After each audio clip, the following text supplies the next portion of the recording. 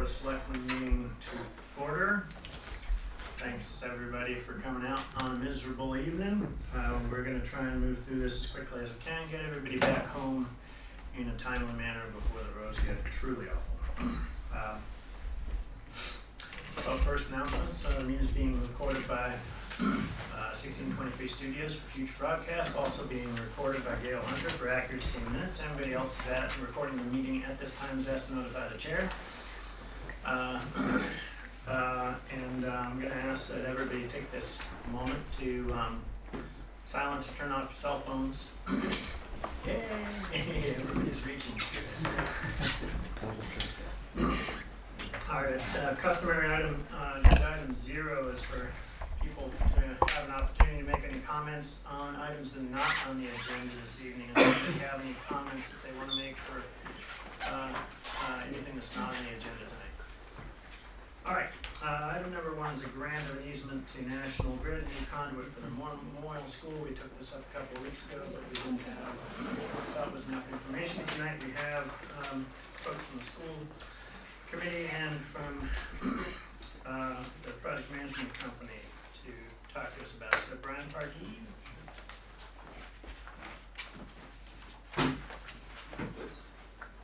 Thanks for getting me on the agenda early. So just to kind of set some context with this, we've been going over the last year or so, we've been going through the kind of extensive design review process that's involved a lot of the authorities in the town, which has ultimately resulted in the design that we have currently. So over the summer, we have been installing a lot of our underground utilities to kind of get out of the way of the school, based off of the approvals that we received from, planning board, Concom, all these parties that are involved, obviously in coordination with National Grid. So I outlined this in the memo that I sent on the 26th, just to kind of big picture explain where we're at and kind of why we landed on the design that we ultimately ended up with. So I guess the biggest reasons why we chose the path that we did, or National Grid chose the path that we did in our design team, was that to essentially because Summer Street side did not have the infrastructure to support the load that our project was demanding, and also just kind of the overall path was definitely the most cost effective, but also one of the main reasons was we were trying to go overhead in certain areas to avoid resource areas and stuff like that. So I'm here to answer any questions if you guys have any specific questions as to about the design. Currently we did install, so I just have a little bit of visual here so you can kind of see what we're talking about. The yellow is our underground duct bank that we install, and then the easement is basically approval for National Grid to come on to your property and pull the wire through that yellow duct bank. And then also the pink is, so there's an existing pole here that they'll bring the overhead wire from the updated infrastructure from where the middle school, high school is, from that project. They'll bring it to this pole and then overhead to a new pole on the site. So the new stuff will be the overhead wire, the pole, and then the yellow duct bank actually is in place. They just have to drop the pole and pull the wire through the duct bank. So the easement, I'm assuming, is also so you can perform maintenance on that conduit over the years. Right, exactly. So that they have up and the authority to do so. probably we should have granted the easement quite some time ago so you could actually install the thing in the first place. We couldn't do that. My understanding is we couldn't do that National Grid only approached us a few weeks ago to ask for this easement. I understand that. Yeah, absolutely. National Grid did drag their feet on that, and that's why we're kind of at this point we're kind of desperate to get things moving, just to get it into schedule, because they'll use anything at this time of year to push the schedule off. So it's important for our project to get this in place because we'll be needing permanent power ideally before the before the end of the winter, so.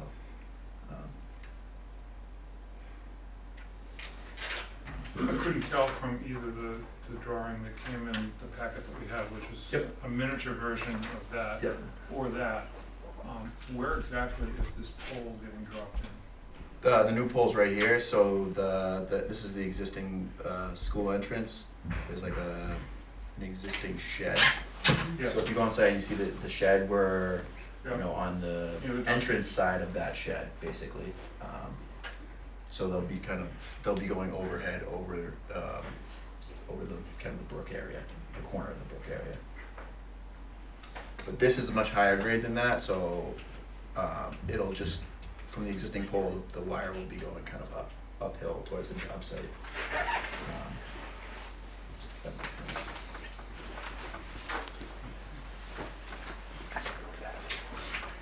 No? I have other questions. Please, go ahead.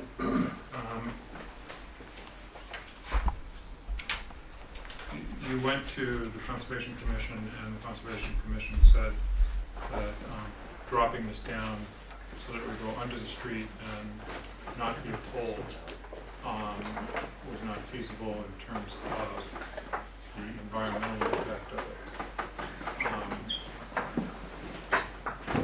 My concern is that we've had an increase in power outages in this area of Manchester, and we're now throwing a pole through and line, overhead line, through an area that has a lot of trees, and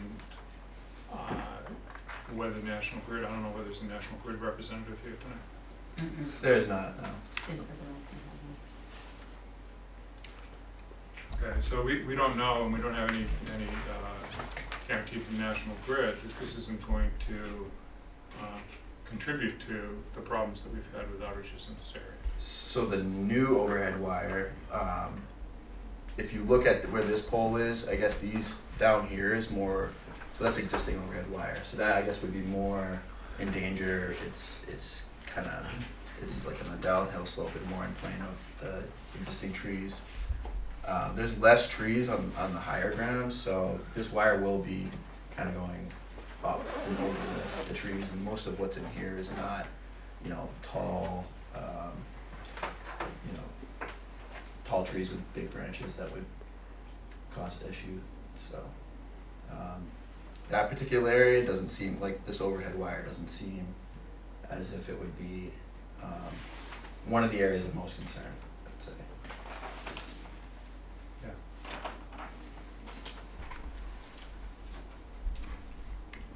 But that's your word, and not National Grid's, and that concerns me, because you've mentioned in your memo that you have to deal with a lot of little town boards to get approval for these things. And the reason it's come to us is because National Grid delayed it at this late juncture, after we've now got this storm going and everything else, and the ground's starting to freeze. I understand the problems from the construction point of view, but we don't have the utility represented here making any kind of warranties on how this is going to work for us in terms of our residents and the people who are affected with the power outages. And that's very disturbing to me. Not that you haven't tried to outline in your memo what you've done or presented the graphic or come here to represent this, but that National Grid doesn't even come to this meeting to represent this issue. Right. I what I can say is that this is more or less kind of a dedicated feed, so it's kind of further down. It's like the end of the line, so it's really just feeding the school. And there's a backup generator. There's all kinds of things to support any power outage or Within the school. within the school. Yeah, it's tied into natural gas. It could pretty much go as long as. Okay. Yeah, Yep. I just want, it's gone through Concom, it's gone through the planning board. I understand that there was, not having anything to do with you all. And I just, with everything that I was given, it just seems to be pretty straightforward, and pretty much a formality at this point, that, you know, if Concom and Planning Board have vetted it and say it's good, they're the boards who guide us. So it would seem to me to make sense that we follow their guidance, in this matter, and approve it.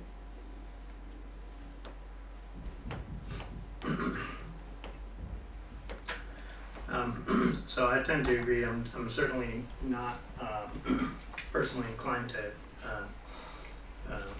put a stick in the mud and try and mess up this project at this point. I just will make the observation that there was an easement needed. It does seem a little bit of a fait accompli for National Grid to have actually done the bulk of the work and then come to us looking for the easement. I trust that nothing like that will happen again.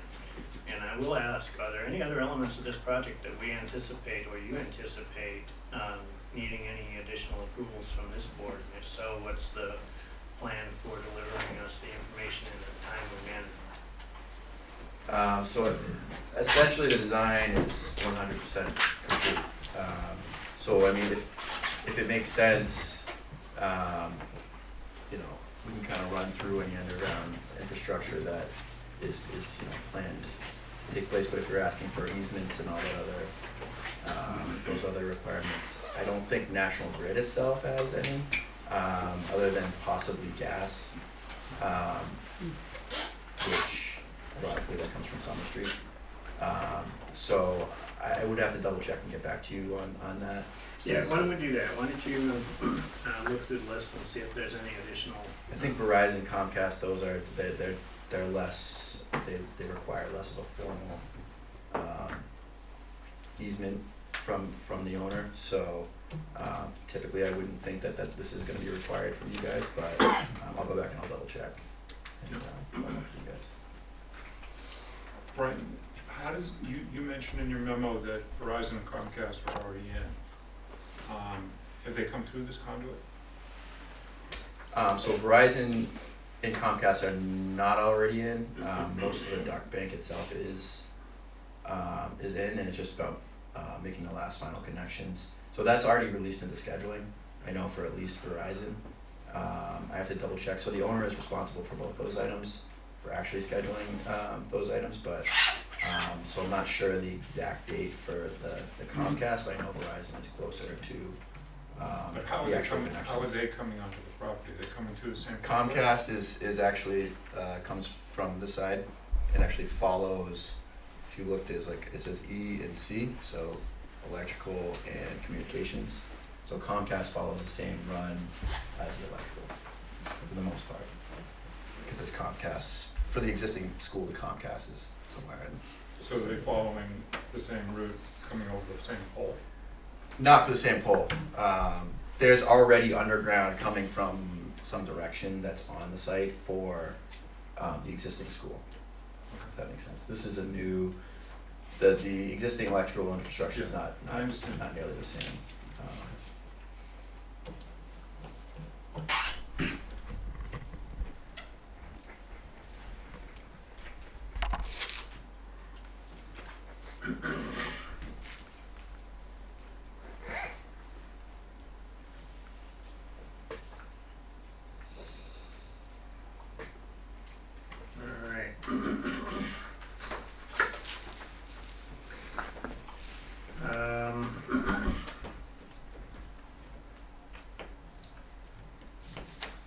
No other questions, comments?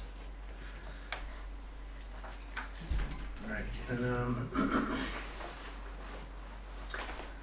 I will ask for a motion supporting the grant of an easement to Massachusetts Electric Company as laid out in the November 18th meeting agenda packet for the purposes of underground and overhead electrical distribution at the site of the new Memorial Elementary School. So, can I get a second? Second. Any discussion? All in favor? Aye. Any opposed? Alright, thanks for coming in.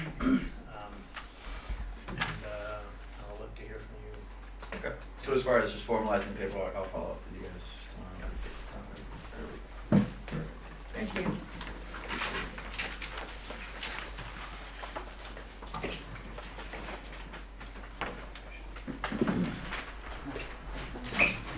Alright, we're gonna move on to item number 2. On the agenda, speed limit study updates and discussions regarding mill and forest streets. And discussions here are gonna be limited to mill and forest streets tonight.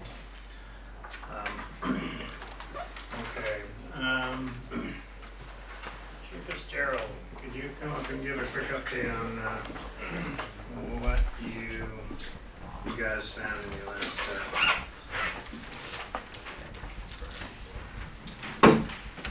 So as we all know, on September 4th, we convened a collective group to just look over all the speed limits in town and see how they coincided with the new local option laws that the town has recently adopted.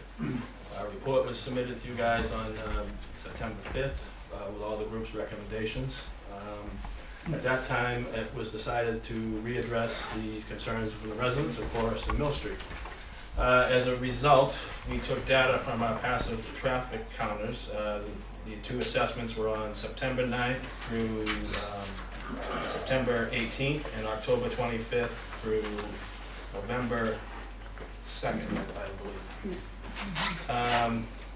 The data showed a 0.28 mile per hour increase between the 2 assessments, 24.85 miles per hour to 25.13 miles per hour. However, one of the things I did notice in those assessments of Forest Street was a significant reduction in vehicle counts of about 3,100 vehicles in that time frame. So, why? I honestly don't know. I can't point to that. Mill Street was conducted at the same time. It showed a significant increase of 3.45 miles an hour from 29.08 to 32.53. We couldn't get a accurate vehicle count because we had to remove the equipment due to possible winter weather. So it was not, I think the second day was only conducted, the second assessment was only conducted in 6 days. And it should be noted that both the second assessments were done after the DPW restriped and repainted the travel lanes on both Forest and Bill. So in the memo I sent to you guys for today's meeting, without major construction changes, which is kind of outside the realm of the police department, I think, with the changes in the roads or sidewalks, we recommend that we're going to continue our increased enforcement for speeding, update signs maybe, and possibly recommend the electronic speed control signs like we have around town. Okay, initial questions from board members? I find that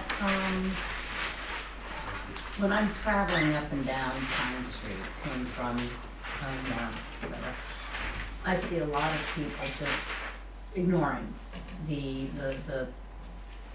speed notice. Petitions. Yes. Well, everything. Posted speed limits and everything. And is it something that, that people sort of stop seeing after a while? I wonder if that's going to be, if we put one of those up on Mill Street, and it seems that people do go significantly faster on Mill Street. If, going by the information provided. I think overall it does, maybe people get used to it after a while, but I still think it has the potential to slow speed down, because I've seen it myself where the car comes up in front of me on the speed sign that it significantly reduces the speed when the stops flashing at me. But yeah, it does have that potential. Okay. Where does enforcement play a role, or what level of enforcement on those 2 streets? Well, we have increased our selective enforcement. I don't have the exact numbers, but Sergeant Loof has pulled the data for I think it was the midnight shift and the 8 to 4 shift, where we see increased enforcement. However, there have been probably, I think, six motor vehicle stops in that time where we have stop someone for actually speeding. And is it warnings or is it a physical ticket? It all depends. Is there, when the vehicles strike the tube, does it also register the time at which the strike occurs? No, I don't believe so. So, okay, so just wondering if there are certain times of day, say, getting to work, getting to 128, if there are people traveling at much higher speeds in the morning. Is there any way we can determine this? Well, probably with us sitting down there and actually counting it, I don't Mhm. think we have that equipment right now. I will say the electronic speed feedback signs that you see at Pine Street and School Street have the ability to, they log when the time was that people passed. Oh, good, right. And how long is that information kept in the is in the system? I don't know, it's recorded on a hard drive, so we don't run out of data, I would assume, or we collect the data and swipe it. And so that they're not tied directly into any system, you have to actually No, you physically have go to and physically retrieve it. hook into it, right now. That's the type we have. I'm sure So I you guess can if we could get find from out School how Street. long those store the data for, and then get that information, try to ascertain, you know, the busiest or the most high volume times,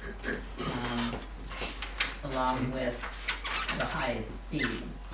That would certainly help us figure out how to address the Well, that biggest part of the problem. Yeah, and that provides the opportunity to have a car available to be there Right. surrounding those times to Right. see if, you know, I appreciate the signs, but I live near one on Bridge Street and it doesn't slow anybody down. Oh, I see people ignoring them. I mean, Yeah. you can see they're coming up to the sign on Bridge Street, Yeah. and it registers 45 miles an hour, and I don't see their brakes. They just bomb on through. But I didn't realize it collected that data, so I think that could be a huge tool for us. Yeah, It corrects the honest mistakes. People that don't realize how fast they're going, and then they see a flash will slow down. Yeah. Everybody else Yeah. that chooses to ignore it will exactly. continue to ignore it. But on a street like Mill, it Mhm. would give you a better idea of when that volume, because I was floored at the number of cars Oh, Yeah. go through Yeah. there. I mean, I Yeah. never really thought about the number of Mhm. cars on any street, but, And I think it's a lot of people use Forest and Mill as a cut through Yeah. from Magnolia. Mhm. right, I think that's where you see but it. isolating some of that data would be a big tool probably for you guys. Yeah, and it was nice to see that the bulk of the vehicles, 3,000, were between 20, 24. However, then you get, over 800 that are in excess of 30 miles an hour, with few of the outliers. And I know it says that Yeah, if so you sometimes strike the with the two at the strikes same of time. the, right, that gives you the 70 to 74 mile per hour perhaps. But again, if we could kind of figure out the times at which the highest volume and highest speeds are occurring, that certainly gives us, Yeah, I'm sure that's something you guys can move the sign. I don't think it's that difficult, is it? Yeah, the only problem we're gonna have now is just the winter light, because they are solar and there's a lot of tree cover out there Mhm. Right. anyway. So it's not going to be the most easily As accomplished. effective now as it would be Yeah, in it's the just spring gonna and be, the summer. and, I mean, it goes to the geometry of the roadway anyway, but there's just not a lot of shoulder available. Mm. Can't hear you, I'm right behind you. What did you say? Talking Yeah, he's actually addressing us, Steve. no, him, I couldn't. I know, he's addressing us though. So I was just saying that the geometry of the roadway doesn't lend itself to the speed feedback signs because of the winter light right now, but even in the summer, we'll have tree cover that makes it difficult for them to recharge. Has anybody, I think you mentioned that there have been meetings with, some of the people who live on those streets and seem to have been greatly affected by this. Have they had any, suggestions other than, marking the roads as, private for residents only kind I of know thing? Chuck and I have met with a couple of people down there, and they, the first thought was to mark the roads and see how they, how the speeds would, come out after that, but they, speed bumps is one that was mentioned, a four-way or a three-way stop at Harold and Forest, something, to that effect would slow vehicles down. Do we have any idea also where on the street the highest speeds are? No, but the Forest and Ledgewood in that area, or Coburn Road is where we place the equipment. Mm-hmm. In a 21 mil on Mill Street, so it's kind of coming down the hill a little bit towards the corner. Yeah. I'm concerned about both streets, where, particularly about Mill Street, looking at this data, and I know there are things that affect the accuracy or the validity of this data, but it's pretty astounding to see that in the Mill Street data from the September period, in an area where the speed limit is 25 miles an hour, that there are cars going 65, 75, 80 miles an hour in that area. Well, I think that speaks to the miscalculations between two vehicles hitting the tubes at the same time, because I find it very hard to believe that a vehicle was traveling 80 miles an hour on Mill Street without a serious accident. But when you look a little bit further back and you add up the numbers, more than 50% of the cars are traveling over 30 miles an hour, which is 5 miles an hour over the speed limit. What was that? No, More than 50%. it's I don't know. it's not 50%. You've got you've got fewer than 1,000 going over 30, and you've got Okay, so you have 8. 6,000. I'm sorry, it's not more than 50%. It's more than 40%. That's a significant number. There's 8,000 roughly in the section of those numbers that's over 30 miles an hour. Yeah. Where are you seeing 8,000? I see 801. I see 79. But You're on here- Forest Street, you're on Mill Street. It's Forest Street. In the past, Thank you. we have used speed measurement on roads to help us choose where to step up enforcement.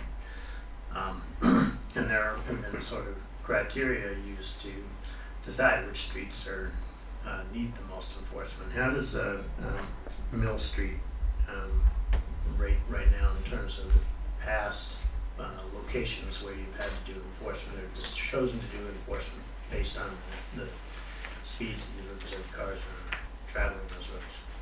Well, I do think the 85th percentile on Mill Street is 34.17, so that's 85% of the vehicles traveling at that speed or in that neighborhood. So I think Mill Street, there is possibly is an increase of 3.45 miles an hour. So I think this is an area we definitely need to concentrate on. Forest Street, there's posted speed limits 25 miles an hour, and the average speed in September was 24.85, and the average speed in October was 25.13.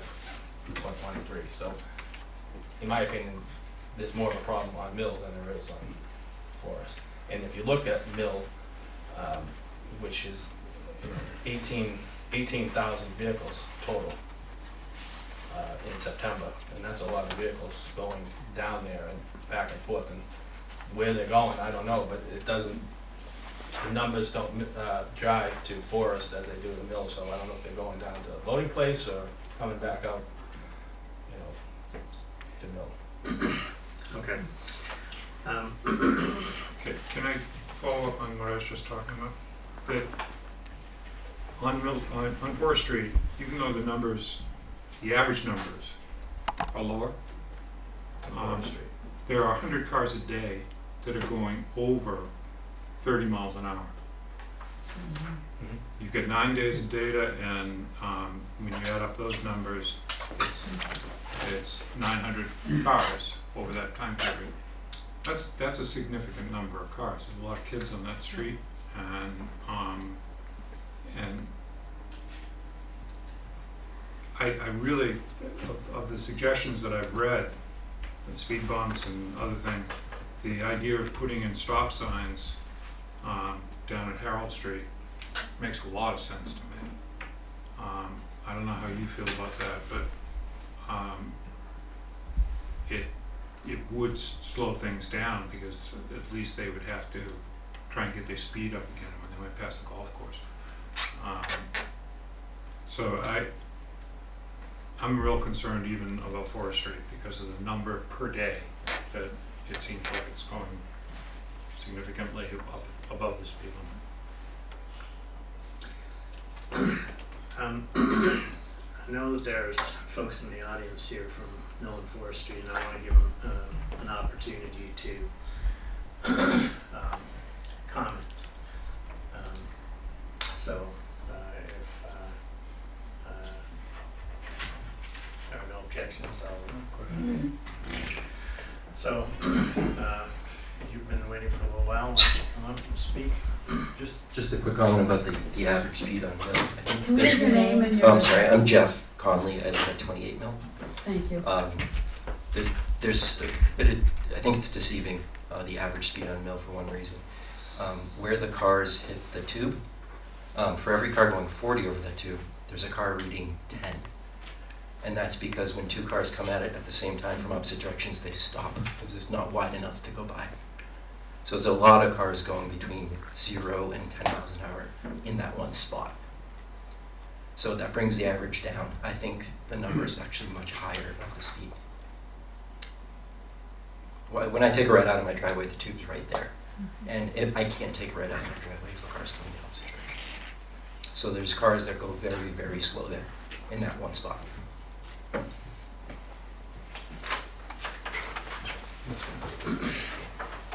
I'm Roland Glidden, and I live at 54 Forest Street, so I live right in that sweet spot of the speeding area on Forest Street.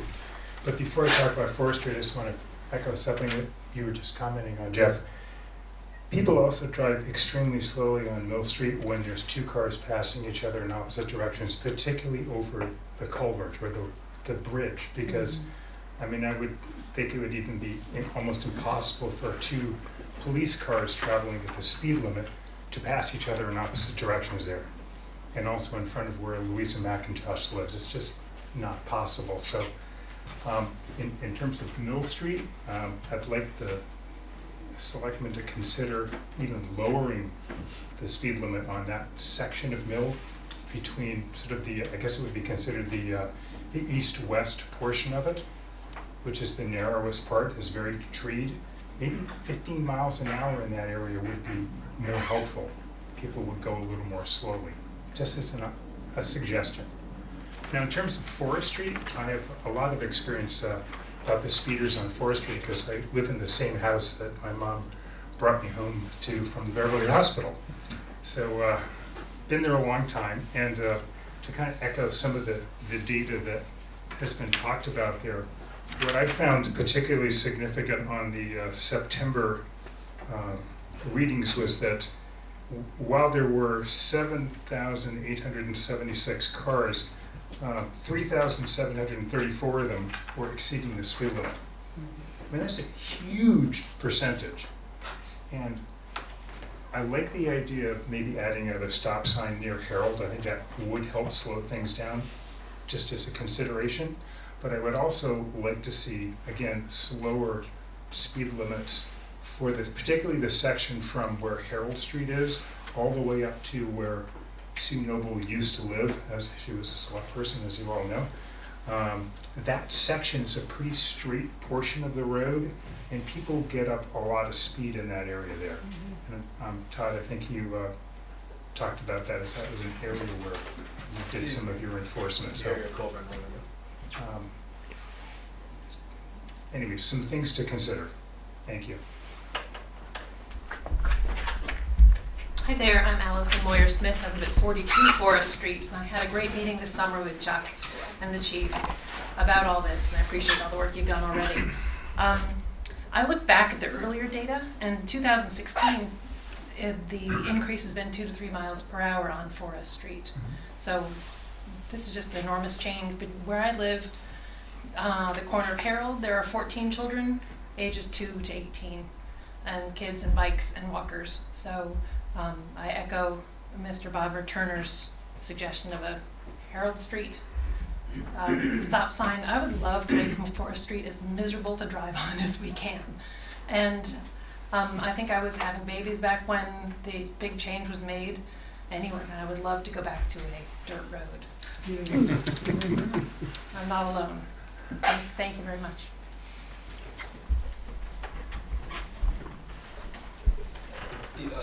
The other thing was that there were a lot of comments about a three-way stop on the corner of Mill and Forest as well. Just say the name. I'm sorry, Jeff. It's for recording.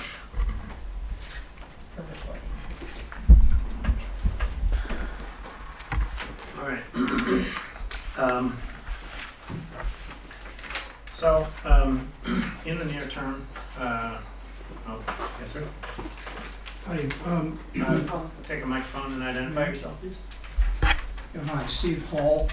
I live on Loading Place Road. We've lived in the neighborhood for 40 years. We did a traffic study back in the 80s, which could be used as a baseline for comparison. Suggested, it's on file with the planning board in '84, and I have copies of it. It would be useful to compare what happened then. We did studies because there was a proposed development on Long Hill that was going to bring in 170 some homes in addition to what was there. And the purpose of the study was to see, do a baseline and then see what the projections might be with that number of homes being built in Manchester. With the current configuration and use of this road, these two roads now, we're basically seeing much more traffic than would have been brought by the development on Long Hill. Now, Long Hill's been conserved, and there's 10 lowly home sites there, and the traffic isn't that great from Coburn Road in the area. But there now appears to be a great deal of traffic coming from Magnolia and Gloucester and West Manchester, East Manchester, coming through the area. So it appears to be being used regularly as a thoroughfare from Route 127 to Route 128, going both ways. And this appears to be encouraged by the town, and so that's a question I wanted to have. What is the town's goal with regard to these two roads and how they're being used? Is it the town's goal to open it up as a thoroughfare and to encourage traffic to go through the area, or is it the way we had intended 8 years ago to keep it as a neighborhood access point, either going to town or going to 128? So that's a question. Does anybody have an answer? Well, I gotta say, as far as I know, it has never been the town's goal to convert Mill Street into a thoroughfare. Certainly no overt action by the town's been taken with a design towards that end. I suspect that modern navigation methods have contributed significantly to the issue, and placing it pretty squarely out of our immediate control, outside of us taking overt and potentially drastic action. We tend, through hard and terrible experience, to try to hold off making dramatic changes to piecemeal to traffic flow patterns in town. We have had some bad experiences recently when we try to turn little knobs hoping that it'll fix problems. There are usually unintended consequences. So we've learned to move a little bit more slowly. I have a couple more questions. One question is, can you tell us about the legal status of the road, especially Mill Street? It used to be a private road entirely in the wooded section, and is now, I guess I don't understand what the status is now, but I think it probably is still a private road that is open to the public. And even though parts of the road are owned by the town, it doesn't make it a town road. Could you brief us about that? What is the status of the road? So my understanding of the history is that the town did vote to take it over as a public road. The town voted to accept it as a gift, not to take it as a public road. Well, that's not what the record seemed to indicate, but we can double check that. Okay. But that was only a piece of the road, and there's another piece of the road that is, I believe, still owned by the golf course. Is it still owned by the golf course? That's not my understanding now. My understanding is the town received the right of way to make it a public road. I think it's fairly important that we understand what it is, because the way that Public Works are using the road, it is as if it is a town road and a high-speed road with all these lines, like the yellow lines and the white lines. Those tend to encourage speed, not reduce speed. And if this is being done on a private way without the input from the neighbors who live on that private way, then maybe it shouldn't be done that way. Do the neighbors plow it, or does the town plow it? Well, that's a different issue in this town. There are a lot of private ways that are plowed by the town. So yes, it is. Most all private ways, even some long driveways, are plowed by the town. But Sorry, to interrupt, to just a fine point, private way or private road?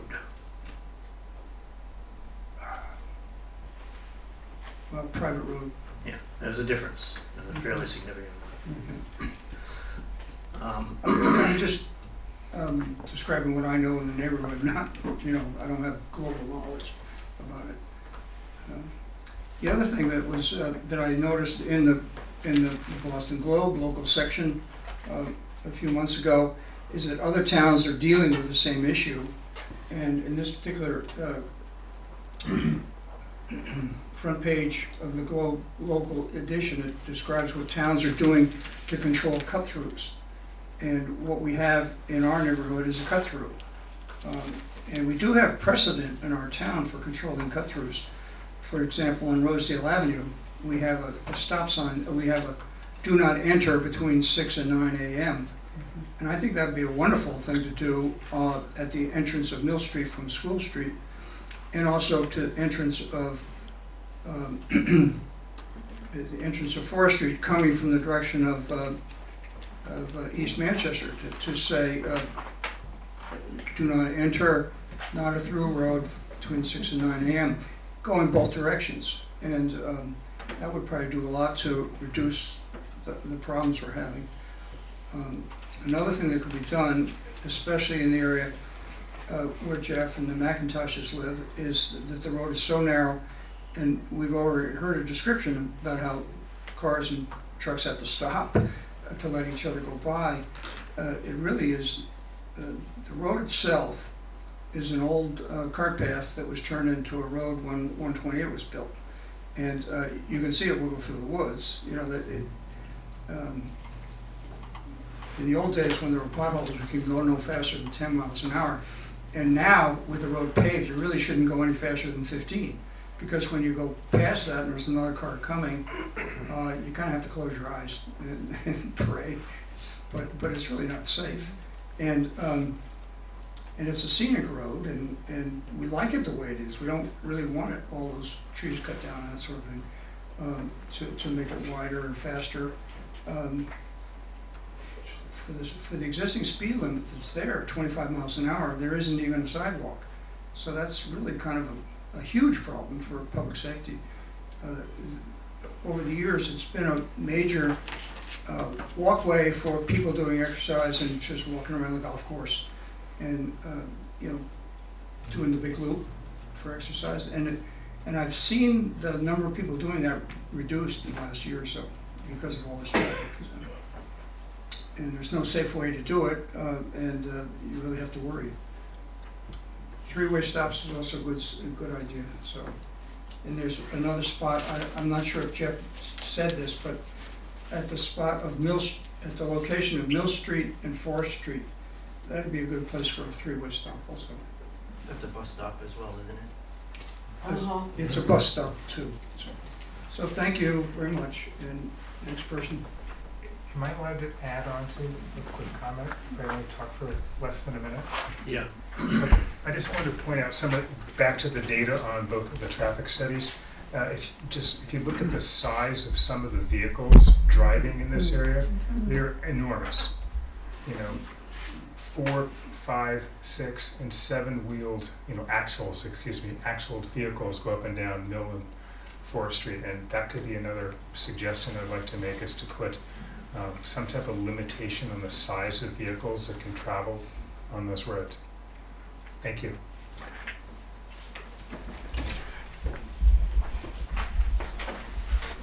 Okay.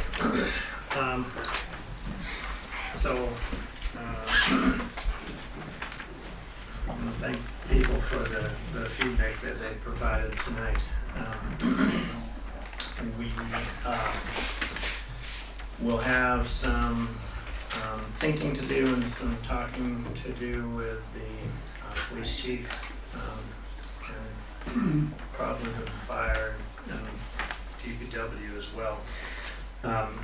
Some of these changes are easier for us to consider and take action on than others. For example, stop signs, if they have support of the public safety departments, those will be a little bit easier for us to do. Limiting cut-through traffic, we will probably need to do a little bit more careful study of that to see what will happen as a result. That's going to be one of those unintended consequences sort of thing, so we'll want to have a pretty good handle on before we move forward with something like that. In the meantime, it sounds like we are already having a plan from the police chief to do some enforcement in the area over the next short period of time. So we'll do that, and we'll see where that takes us, and we'll review the proposals for stop signs, and we'll see if we want to move some of those proposals forward. We also find out the status of the road, as Mr. Hall is mentioning. Yeah, let's get that Yeah. confirmed. Yeah. We'll give you the votes from the Yep. liaisons. All right, there's no other comments. I think I'm going to move on to the next item on the agenda. All right? Thank you. All right, so we have item number 3 is updates on the intersection layouts for the Complete Streets projects. This is going to be an update on the intersections for School Street and Central Street and Union Street.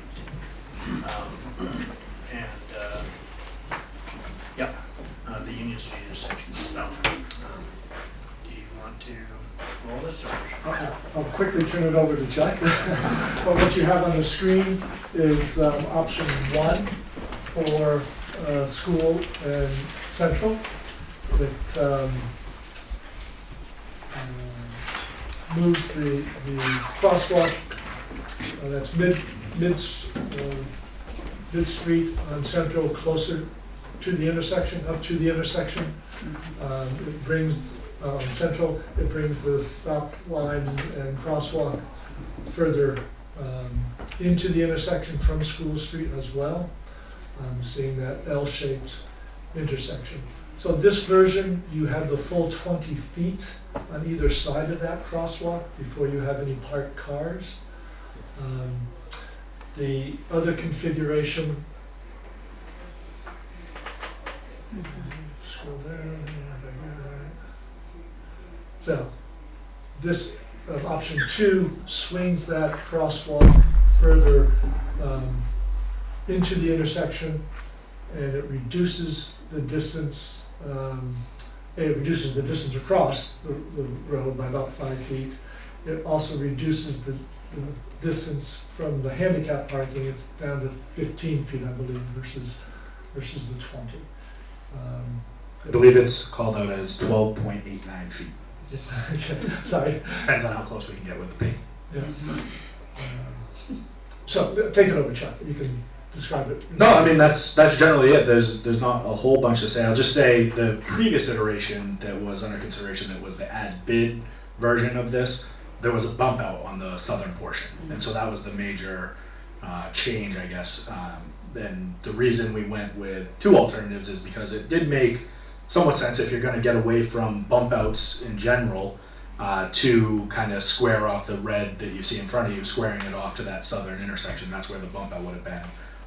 So it was just kind of another kind of variation that they wanted to look at. And obviously the parking is, the major implication, I guess, in terms of the distance between the crosswalk and the parking stalls.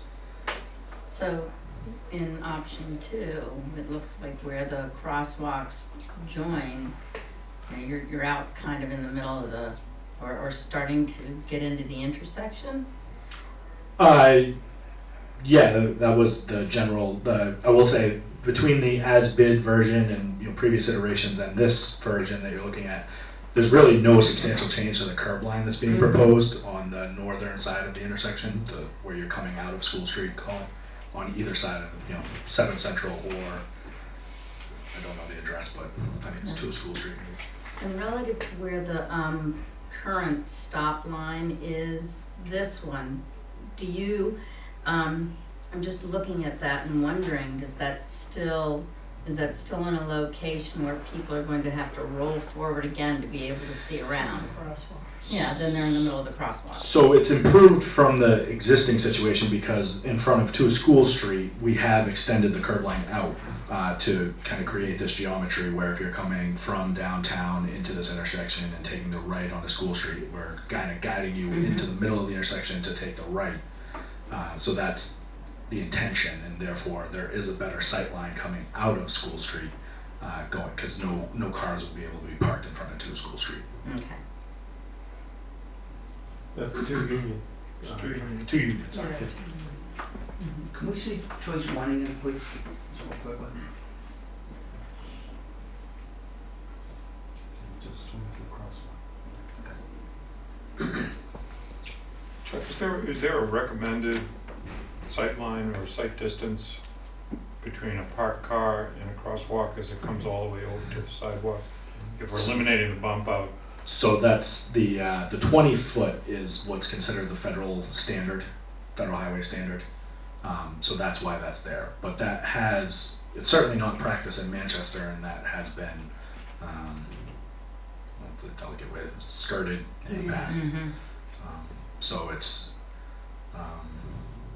something that is done in practice other places as well to impede or encroach on that 20 foot distance.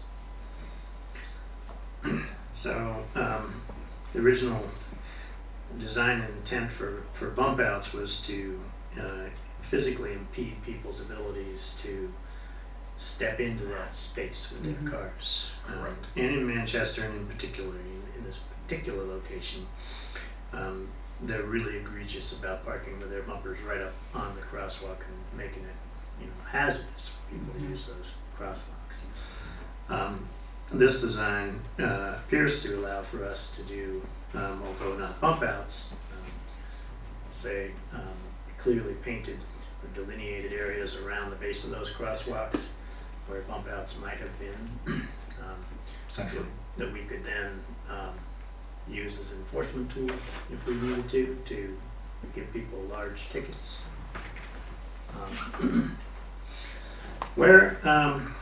As I understand it, Bike Ped and the Downtown Improvement Project are comfortable with option 2 at this point. Is that fair to say? Can I get a comment?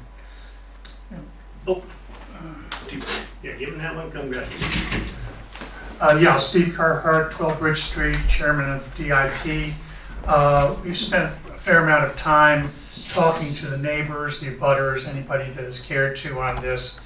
And we have been focused on best possible sight lines, safest situations for pedestrians, preserving parking space wherever possible. And Chuck and his department have been very patient and professional with us in spending time with us to go through this in detail. We sent our initial concepts out, came back that we didn't quite allow as much as we should have for trucks. And so with Chuck's help, we then adjusted that. And option 2 represents our best recommended approach for this, and that was the unanimous recommendation of our committee. And I would just say it was it took a lot of time, but I think it was an example of getting public input and having a long, thoughtful, and sufficiently detailed conversation that you see here reflects some considered input from a lot of people. So the abutters, all the Yes, the they're- butters were very involved and with they're this. happy with And this. yes, this is their recommendation. Al?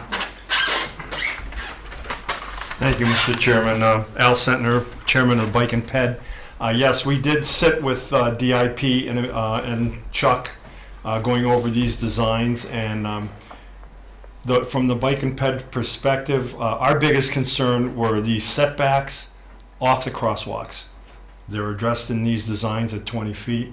We would support that fully. The idea behind, the 20 foot is to give the motorist enough time to see the person that's standing in the crosswalk. That's actually what the bump out does, because it gets the pedestrian into the line of sight.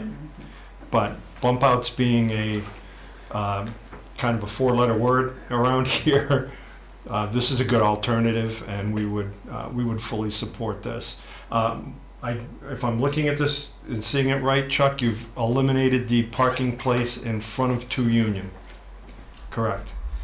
Correct. And that gives a better sight line for the stop sign coming out of School Street, looking up Union to the left.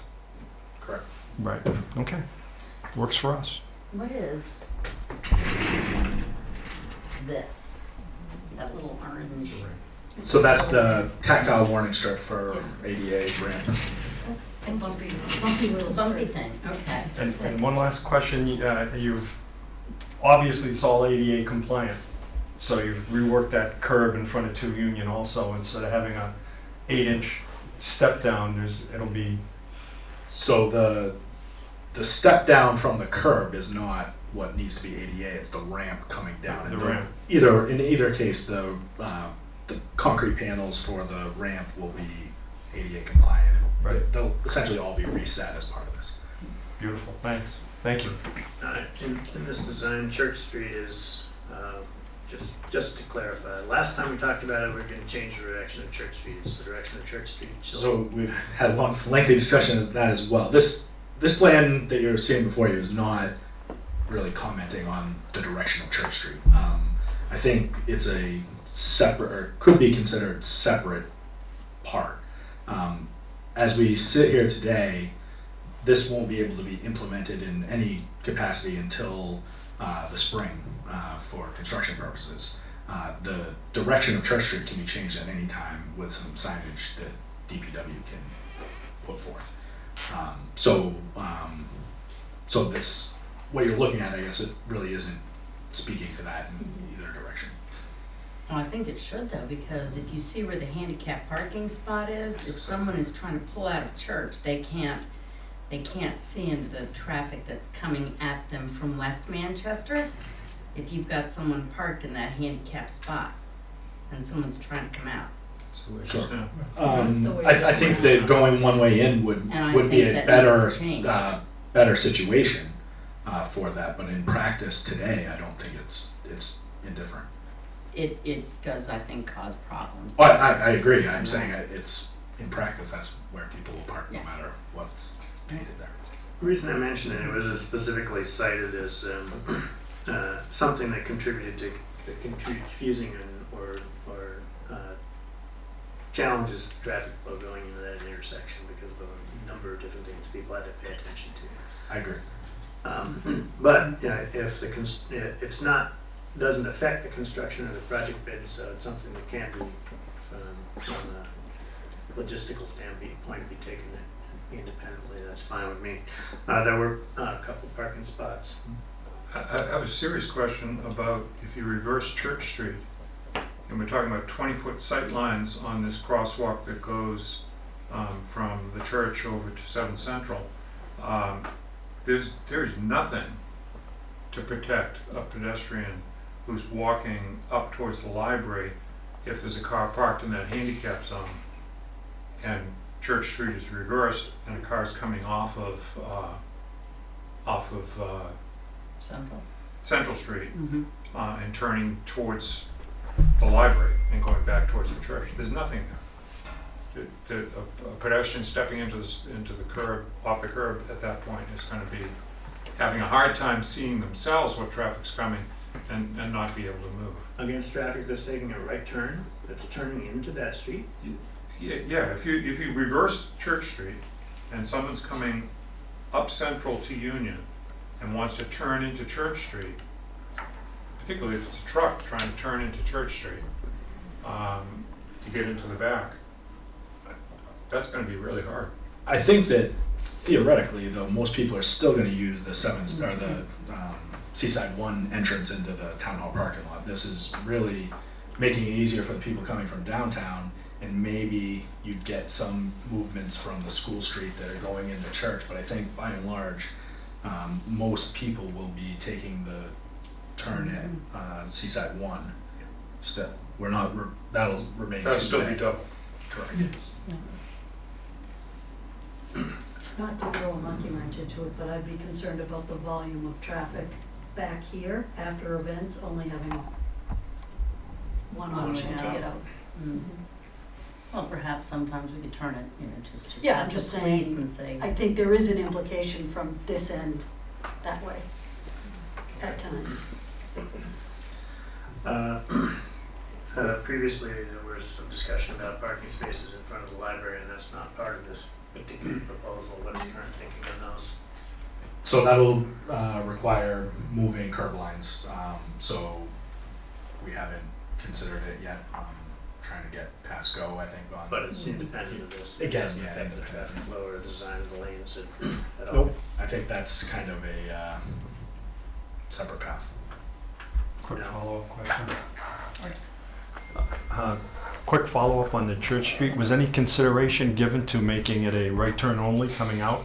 We did actually discuss that today, and again, I think the reason that I personally don't think it matters for approving the layout is because I think that it just makes good sense to try and pilot similar to how they do the traffic studies on Mill Street. Is put out a speed tube and see what's happening.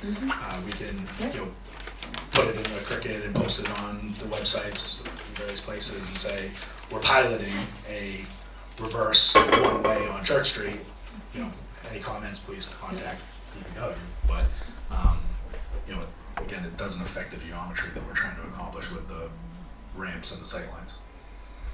Okay. Shall we move on to the other intersection?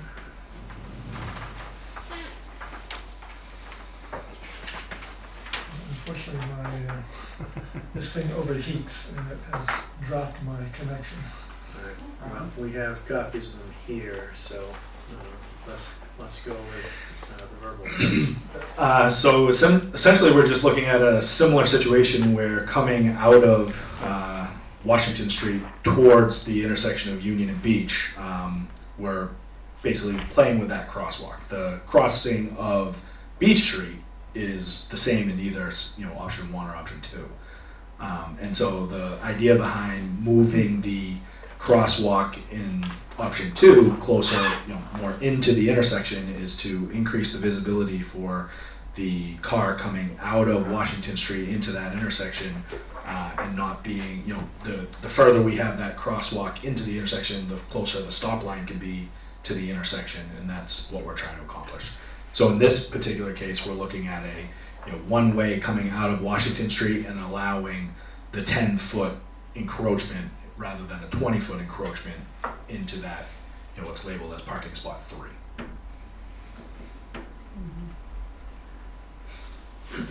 So again, the only difference between option 1 and option 2 is a 20-foot buffer for that parking spot 3 versus a 10-foot buffer. And So I will option say- 2 is the one is preferred. That would be preferred by the DIPS committee. I don't know that Al had an opportunity to Yeah, I see can see it. it, because, So the red. so this is the second option. So option 2 just bring the stop line further out. Yeah. That, right. By a fair bit. And it does actually add the ability So bumped to up add this curve. another parking spot. Yeah. So which sight line does it reduce? So Because looking to your right, if you're talking about the ones which are on Central Street, 1, 2, and 3, the cars won't be coming that way to impact a person crossing that crosswalk. So the putting the crossing of Washington into the intersection more, the car that's coming in that same direction is 10 feet closer essentially into the intersection, so it can see the cars coming up from downtown. Mhm. Which is a problem now, because they have to roll out into the Exactly, so it's intersection. basically, it's making that closer. Yeah. So option 2 would be the choice. Is allowing for the 10-foot encroachment. Right. But that encroachment is on the, there's no cars coming from Yeah, it's- that direction, because it's Exactly. one way. Flow. It's on the So- downside. It's on the downside, Yeah. so I don't think it really has an One's impact. crossing. Yeah, that's, So again, this proposal does have the support of both the DIP and the. absolutely. The only issue really for us on this one is it's highly unlikely that it would pass the state muster because of the parking that we've left in the intersection at this point. So that's, if this is the will of the different boards and groups, my next call is to the state to say these are kind of how we view these projects at this point. Would they still be considered eligible? We do have the same kind of problem that we've always had, is that to complete the work is gonna cost more than the grants anyway. Yeah. So the shortfall we're probably likely gonna have to make up with town funds at some point. The expense on these projects still should be somewhat less than that. I would imagine we're gonna have to, my next talk after the state will be with the contractor to see what kind of price, the way we bid these projects are all unit price items, but, because there's not many units, the prices are still fairly high. Yeah. And just reducing 1 unit out of 3, we're not gonna get a ton of savings, but, I would expect them to be reduced. How much, and I can't say for sure. And they're still going to exceed the grant funding in my estimation.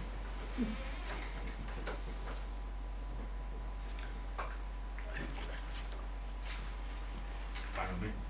We have a significant problem in that intersection that doesn't necessarily rely on the placement of the crosswalks or the stop lines, which is the total ignoring of a stop sign as you come down Union Street from Washington Street. I come up there very frequently, and I would say 50% or more cars just run the stop sign. They don't even come close to even pausing. And that's not your issue. That's more Chief Fitzgerald's issue. But we need to try and address that issue. It's a very significant number of people who just go running right through that intersection as if there was nothing there. Well, maybe moving the stop line farther up, and it's, They don't recognize that there's a stop sign. Alright, so I'll take 2 brief comments and then I want to move things along. Parker Harrison, I'm on the Bike Ped Committee. I have a quick question on the marking of these setbacks from the parking areas. How will people know that they can't park any closer than 20 feet? So I Except think, in a couple, exceptions we have, but in general, it's going to be 20, so. how so will they for know? these particular intersections, I will stripe kind of the last stall, and then I will hatch from there up to the crosswalk.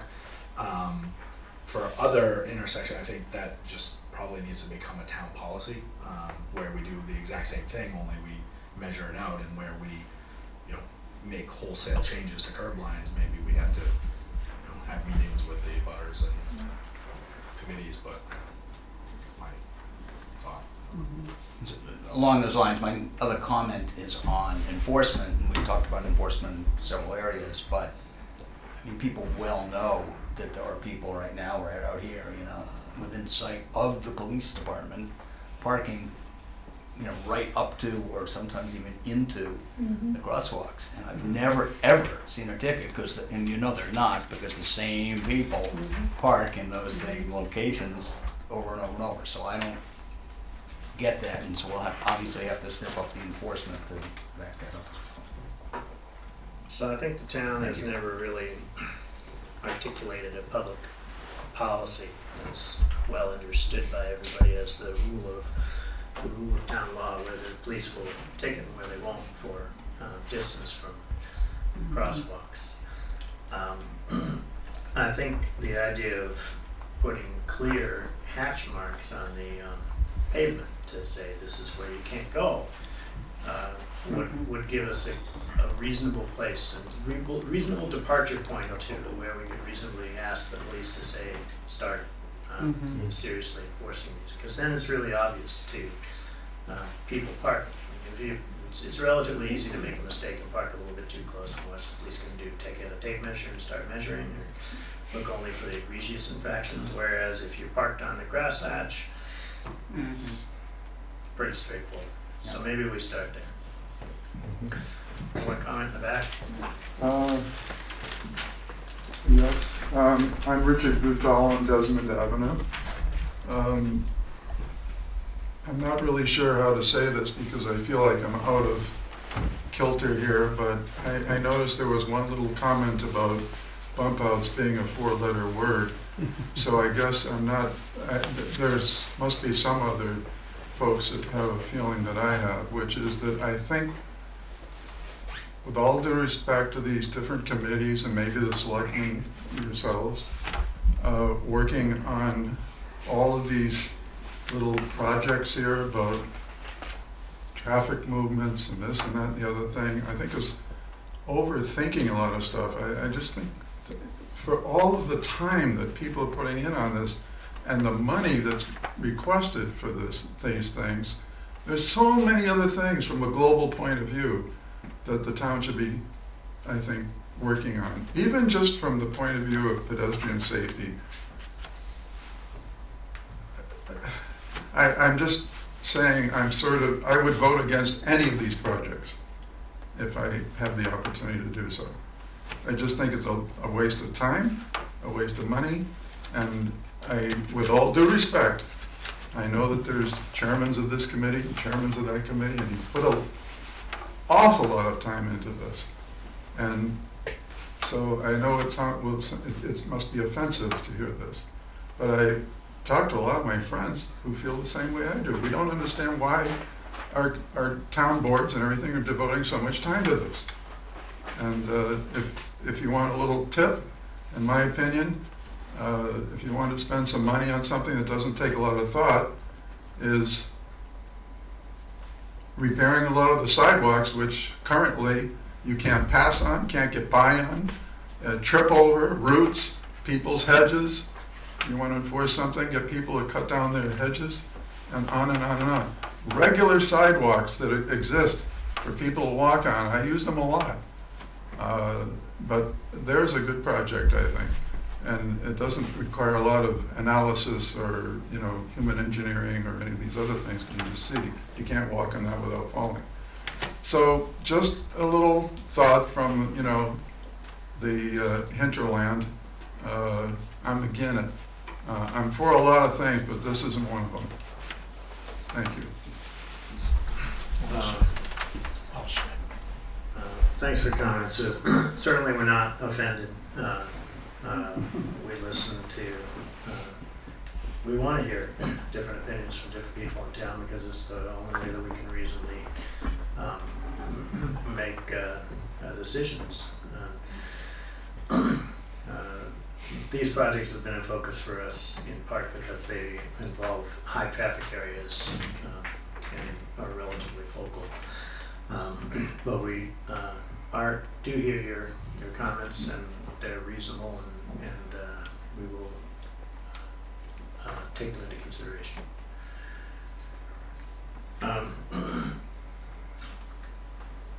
Okay, so as far as these projects are concerned, the next step will be for you to take them back to the state with our approval on a particular option to see where we stand with the state. Alright, so tonight what we need is an approval for, I believe it's option 2 for both Beach Street and Union Street and School Street and Central Street to be forwarded to the state to get their final decision about what the eligibility would be. Can I get a motion to, You want to combine those, or you want to do them separately? I think we're going to combine them. So moved. Second. Any discussion? All in favor? Aye. Any opposed? Alright. Comment on Washington C Street intersection. We did receive petitions asking us to hold off on the motion of that intersection until spring, based on some input from a number of people when they saw the actual sight lines and drove them. Turns out that their request is somewhat moot, although we certainly will be engaging with them because the contractor didn't manage to get to this in time to keep the moratorium. So this project won't move forward until the spring anyway. In the meantime, we will be meeting with some of those people to talk to them about some of their concerns. Did you have anything you wanted to say about that particular intersection tonight, or? I can just say that I've talked with 2 people specifically that are either butters or in the general neighborhood. We had a pretty healthy dialogue. They were very reasonable, and I reasonably disagree with their assessment of what we're changing. They did have valid points on the intersection as you come out of C Street.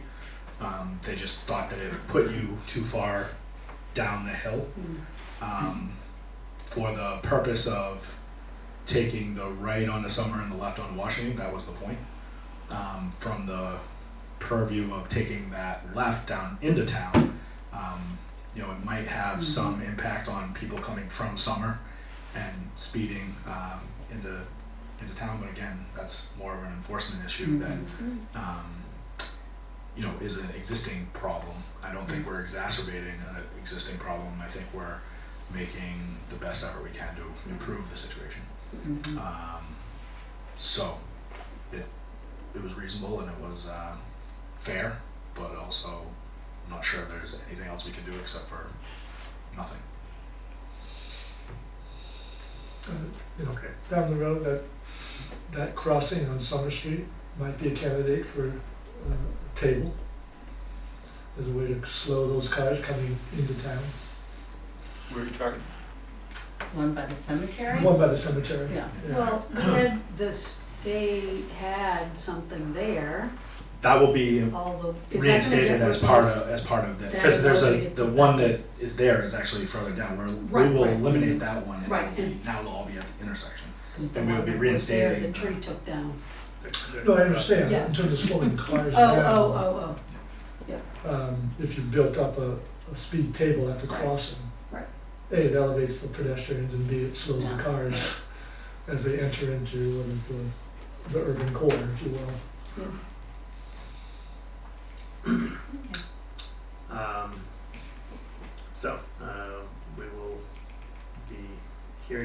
this one after we've discussed it a little bit more.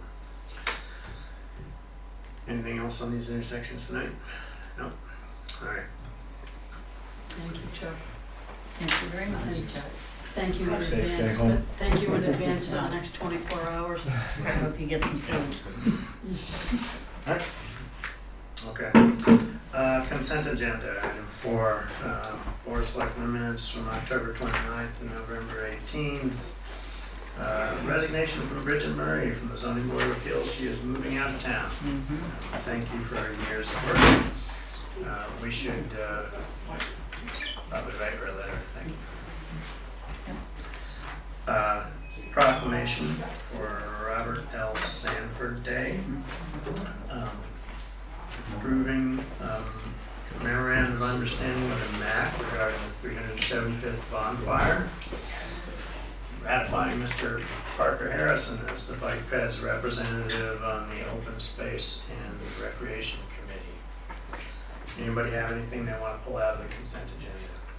Well, I was not here for the November 18th meetings, so I shouldn't vote those. All right, we'll take those out separately. November 18th minutes come out. Wait a minute, was it? Yeah, I was not, correct. Okay. So, outside of the November 18th minutes, anybody have any comments or on the consent agenda? All right, can I get a motion to approve the consent agenda? So moved. A second? Thank you. All in favor? Aye. Aye. Any opposed? All right. Motion to approve the minutes for November 18th. Second. Any discussion? All in favor? Aye. Aye. Any opposed? And one abstention. All right, correspondence. We have a letter from Comcast. Another letter from Comcast. Letter from a resident regarding the complete streets work. That's the Washington C Street. Oh, and a letter from Troop 3 Yes. for the Eagle Court of Honor ceremony. And that was going to be January 11th. Yes. So, I have not had a chance to talk to Arthur to see if he would be interested in doing that. Is who's around, available, and interested in maybe attending this Court of Honor for the Boy Scouts? Well, he was, at this point, John was just saying if we wanted to send letters. Yeah. But I know typically somebody goes, right? We have, and we've done both in the past. It is not uncommon for us to go and speak a few words at those, in particular if we know the people involved. That's Saturday, Yep. January 11th. I don't know. All right. Well, we don't have to decide who's going to be going now, but and I'll ask Arthur. But it would be probably a good idea if we could pick. Okay. Town administration report.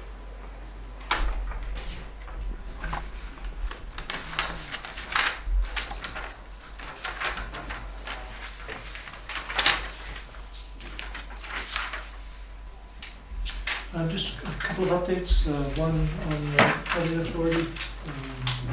There were no formal bids received, but a number of the developers, at least a couple of the developers who had taken them out, are interested in continuing the discussion and pursuing some options, but not going through the formal state process. So the authority met with the Housing Trust, and it was a fairly positive conversation, and they'll be proceeding. They, the Housing Authority, would like to reconfigure the RFP and put it back out and make a selection through that process. If you want to comment more on that, Bethany? No, that's it in a nutshell. It was a good meeting. The Housing Authority Board understands that there's a need and a necessity to try to do something with the properties and in the process be able to rehab what's existing, because there's just no state housing authority money to do that with, and the buildings are getting older and older and older. So, some of the interested developers and nonprofits had some, though they didn't file file a response to the RFP, they had some interesting and creative feedback for the two groups. So it's just kind of a matter of we're back to the drawing board a little bit. But both groups are on deck and feel like there's some possibilities remain to do something. And with that, the Housing Trust, it will be submitting, or has submitted, another application to CPC for funds. Funds for, Future project. Future projects, okay. which the trust has done every year. Yeah. So where does this put us with respect to the state housing authority? And so we're not gonna be going after the state grants. The state grants were part of the state trying to provide a mechanism for them to essentially step away a little bit from management of some of these properties, correct? Well, Step away from the financing. right, from the financing of the projects, not the management, it all still falls under. The housing authority properties still fall under the state. This was the state's way of, these grants was the state's way of providing some funds to be used to rehab, because the state acknowledges there's just no way. The state currently has the funds, nor would ever have the billions of dollars needed to upgrade and renovate all of the housing authority properties across the state. So this was just kind of a, here's grant money opportunities instead. Because the properties, even if we had participated in one of the grant rounds, still would have remained under the state housing authorities. All right. Yep. So, fire chief process, deadline is next Monday for resumes. We have a handful of very promising candidates. We'll see if any more come in the next few days. And then we'll convene the review committee and start vetting the applicants that we have. And then I'm anticipating, given where we are with the holidays, we'll probably then target the 1st of January to narrow it down and do a detailed assessment center day with our top candidates. So my hope would be to present to you a final recommendation come the end of January. We'll continue on that process. And I believe, Jeff, you said you would be interested in. I did, and subsequent to saying that, I found out that someone that I know has applied. So I would have to recuse myself from being involved in that group, Okay. and probably from the final vote, if it involved this individual. I can, if you need someone from the board. It'd be very helpful, yes. Yeah. I really wanted to do that, but Yeah. I can't. Yeah, okay. Yeah. All right. Good to know now, rather than. Yeah, rather than Rather than tainting the getting entire process. Right. If that'd be great. Yeah, if Jeff's not able to, if this person is going, then I'm happy to. I don't know how that works, Greg, if the person that I know is eliminated in the first round, whether I could then move in, but if Becky can do it from the start, then I think that makes more sense. Okay, all right. Okay. happy to share, jump in, out, whatever. Yeah, we'll be looking for all of you for what you're looking for. We'll have that opportunity to have that conversation before making a final decision on this. Is part, I'm sorry if we've already talked about this, is part of that interview process gonna be a assessment center? Yes. So that's an opportunity for any members of the board to sit through the assessment center, Correct. which I will just make the comment that that's a valuable, the assessment center is a very valuable tool. And it can lend good insight for anybody that wants to sit and Yeah. take So the interviews in that assessment center in. Right, so that's why I'm anticipating an early January date Right. for that. Right. An early January date for the assessment center. Yeah. That's great. Would you look at a Saturday or Could depending on what Yeah, they do? could well do a Saturday, yes. Yes. Because that is open to the public essentially, or would it not be? We haven't done that Yeah. in the past, but it's an interesting thought. I don't know. Just have to manage it a little bit. Yeah, I but, know. Yeah, But something we can think about. okay. going forward. So we'll be meeting again next Monday, the 9th, starting at 7 for a focus on the budget, preliminary budget presentation. We'll have the finance committee joining you for that evening, and that'll be the sole topic for that night. And then a couple of days later, then the school presents their preliminary budget up at the Essex Elementary School. What time is that? I have to double check it at 6:30 or 7. Is it? 6:30. It is 6:30, okay. Thank you, Gail. Is that gonna be on a Wednesday? Yes. Yes. The 11th, Wednesday the 11th.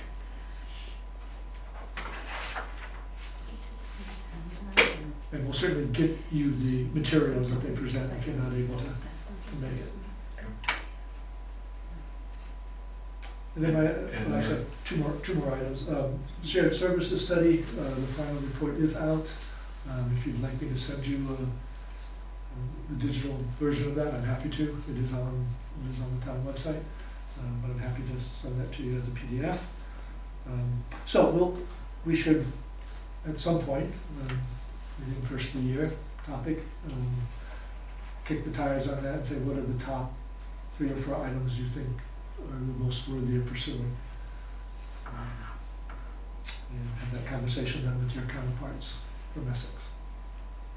So we'll tee that up, but you can be thinking about what you see as the most promising. One item that didn't make it on the agenda, but I would appreciate if you wouldn't mind formally accepting. We have the annual check from the Clara V. Winthrop Foundation. It's a very generous check of $10,000. And so your formal acceptance of that donation is needed. And then they have requested a letter acknowledging that, which we have crafted and Eli could sign as chair. Clara V. Winthrop Foundation. The check, the $10,000 annual check from the Clara V. Winthrop. Yeah. Can I get a motion to accept the $10,000 check from the Clara V. Winthrop? So moved. Second. Any discussion? All in favor? Aye. Aye. Any opposed? Thank you very much. Very much. So that's all I have. All right. Anything from anybody else? Need your signatures? Motion to adjourn. So moved. Second. Thank you. Any discussion? All in favor? Aye. Any Aye. opposed?